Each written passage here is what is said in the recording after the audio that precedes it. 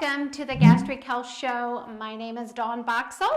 We are really going to just talk about certain genetic SNPs that do play a role. With genetics, we have the ability to turn off and turn on genes based on our diet and lifestyle. And that's what I want you to see today. Yes, you've had weight loss surgery, but your genetics are your genetics. And weight loss surgery does not change that. What is it that is happening?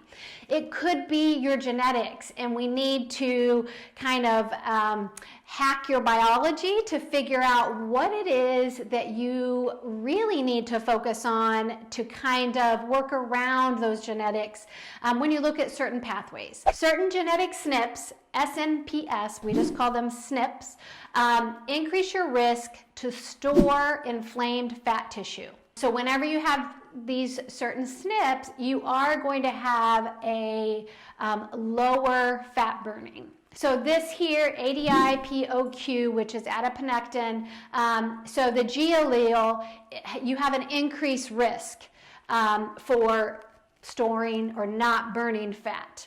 Whereas the A allele is beneficial and you have lower weight. So your weight is usually on the lower side and you usually don't have issues with regain. Another adipokines, so another adiponectin one as well, is in this decreasing the fat burning, or this pro-inflammatory fat. So CRP, which is your C-reactive protein, the G allele does increase adiposity, so you're going to have increased fat stores, and it actually will decrease your exercise recovery. Whereas the A allele, you'll actually have a lower, 20% lower inflammation markers. Those two different ones. So if you don't know if you're a G allele or an A allele, that would matter, because just if someone has this A allele, they're going to be even lower on their CRP than somebody that has the G allele. So it just goes to show you, one SNP is not going to give you enough information to change. Interleukin 1 it's either positive or negative. If you are positive, then it is going to impact your inflammation levels. No impact if it's negative. Interleukin 6, the C allele, obesity and visceral fat is more known with the C allele, whereas the G allele may not impact your inflammatory marker or CRP at all. And it is actually found more in power athletes, or those really athletes that have a short bursts of power. The interleukin 6R has, with the C allele, you have an increase in obesity.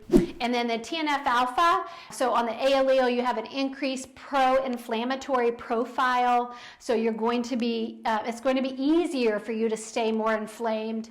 TNF alpha on the A allele, on this, 308, you have an increase of low systemic inflammation associated with overweight and obesity. So these here are similar, and they kind of give you that information. Getting that under control, or learning how to turn those off is what will help you be able to burn the fat and lose the weight.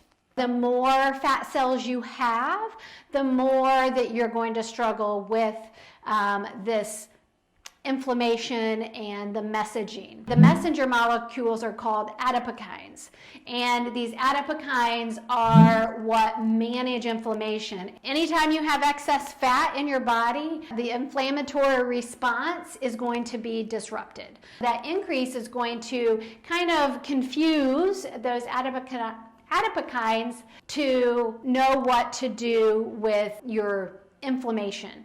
And usually the more fat you store, the more inflammation you have.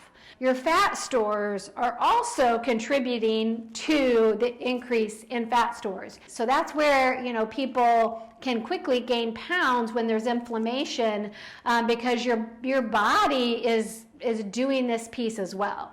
The gut microbiome moderates inflammation. So these Inflamed fat tissues, so all these inflamed fat cells need to be controlled.